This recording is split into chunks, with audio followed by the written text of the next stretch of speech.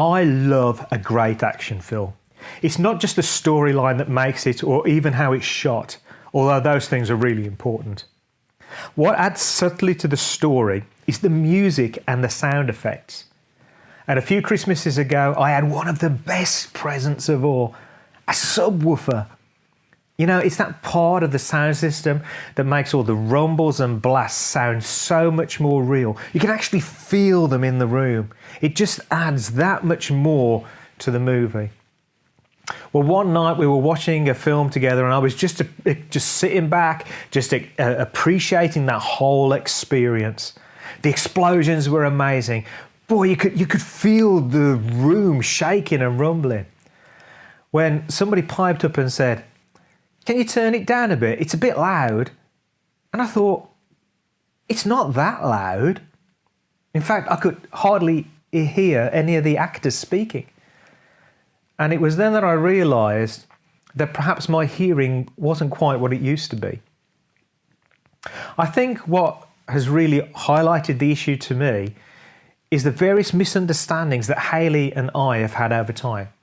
You know, she said one thing and me not quite hearing correctly have interpreted it as a totally other thing. And well, you can just imagine how that's turned out over time.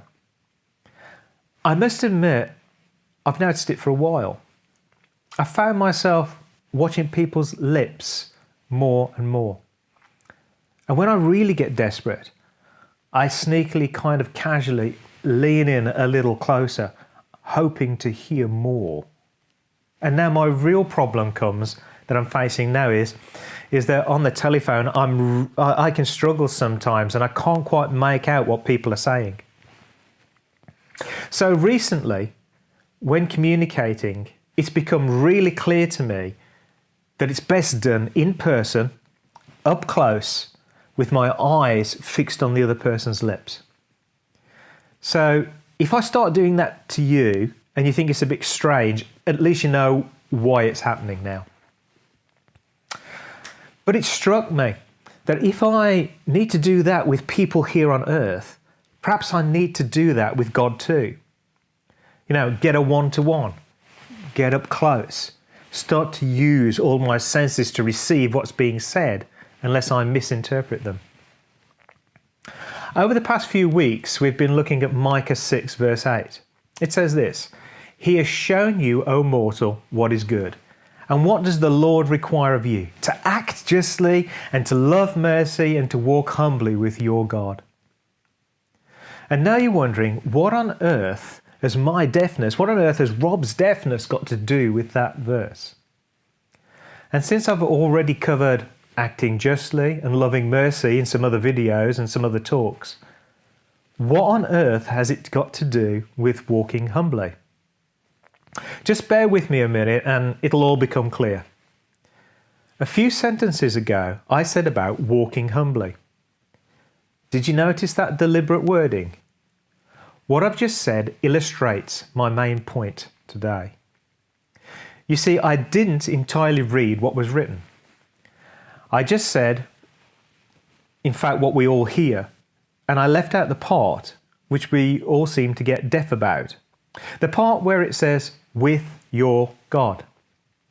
So the whole instruction that is given is this, walk humbly with your God. You see, we get hung up on that first part, the walk humbly part. It's the only part we hear, forgetting that it's not a solo walk, that it's with your God. And over time, our relationship with God gets a bit like mine. It gets dull. It gets presumptuous and distant. And that eventually ends up affecting how humble we are. You see, hearing is the key thing to both remaining humble and practicing humility. Let me just explain some more. Now, this might seem really obvious. You can't walk with somebody on your own. But for some reason, when it comes to God, we forget that. We simply can't walk with God if we're nowhere near Him. So it should be obvious that if we consider God as distant, if we consider Him as dreamlike, out there somewhere, accessible only remotely, then you can't walk with him. The only way you can walk with God is up close and personal. That's why he wants a personal relationship with us. The clue is in the personal part. God, therefore, must be present. He must be accessible. And we must be able to communicate with him. He must be near. And he must be our God, not someone else's. That's why it says, walk humbly with your God. So we need to figure out why we individually worship God. It's no use having someone else's reason for that. Humility is simple in one way. It's not a complicated mantra. It's not a performance. It's not even following that book that says 7 habits for the seeker of humility. It's not something that we need to invent or reinvent. It's nothing that we need to theorize over either. What it is something to be practically obeyed.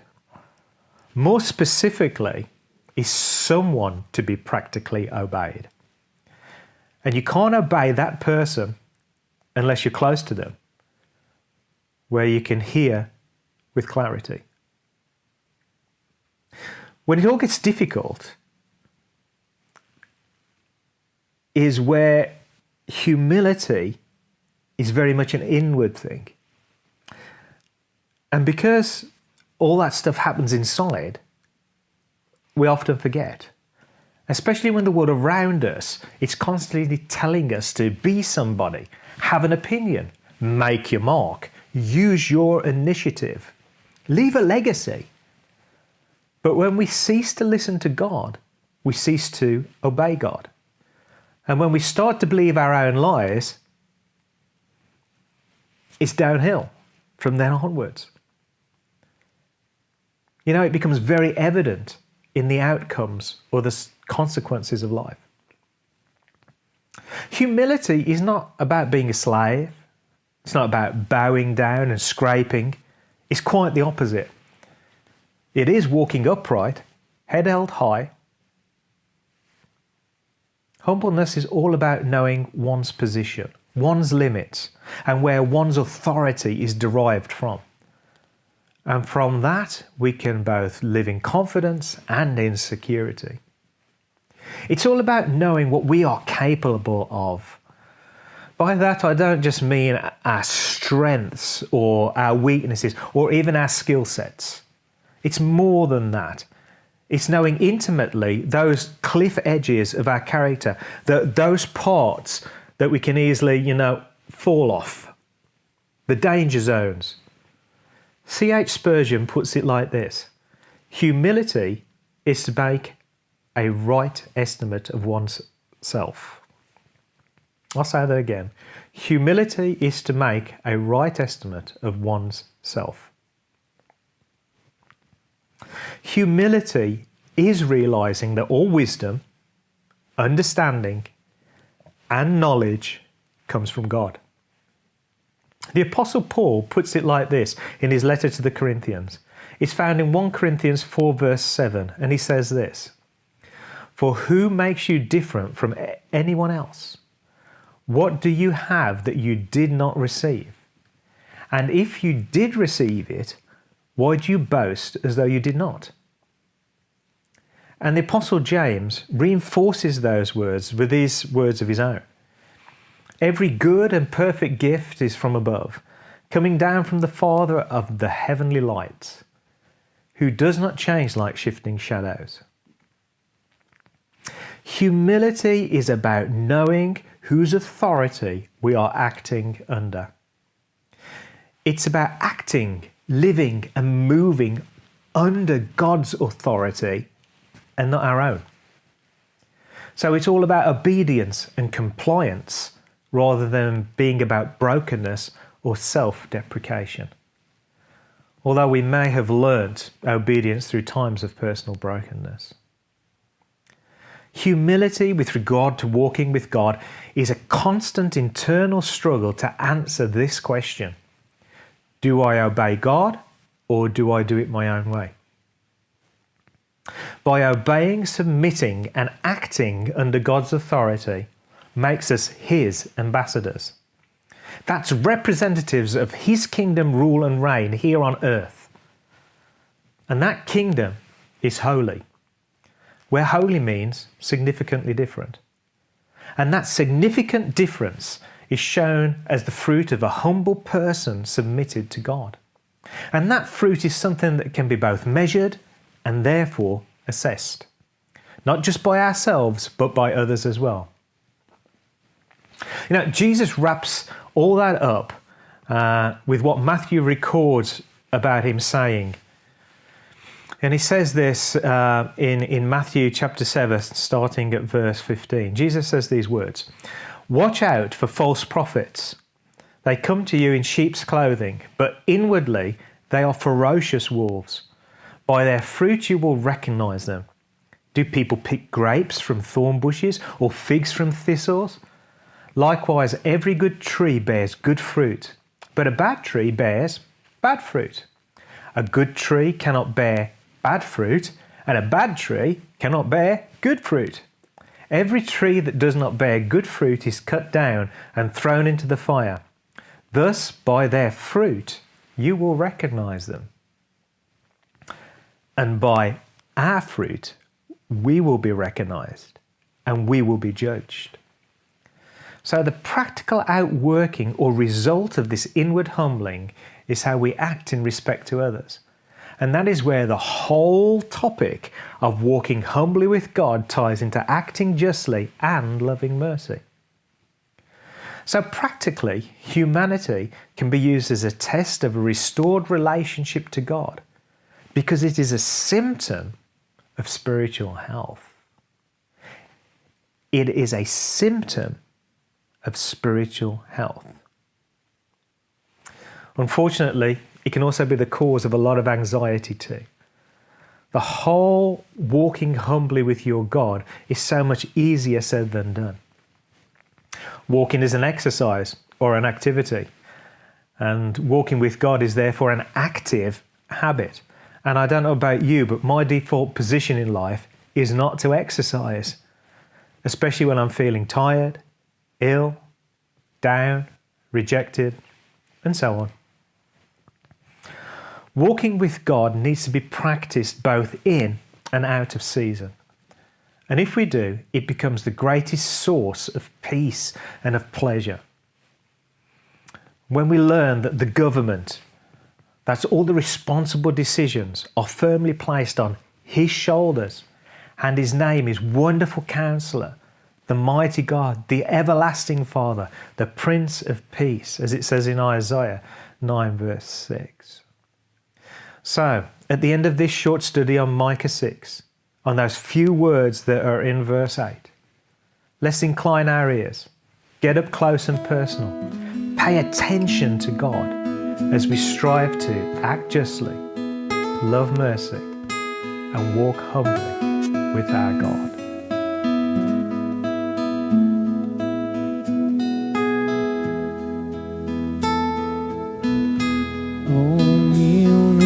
Down again here at your feet.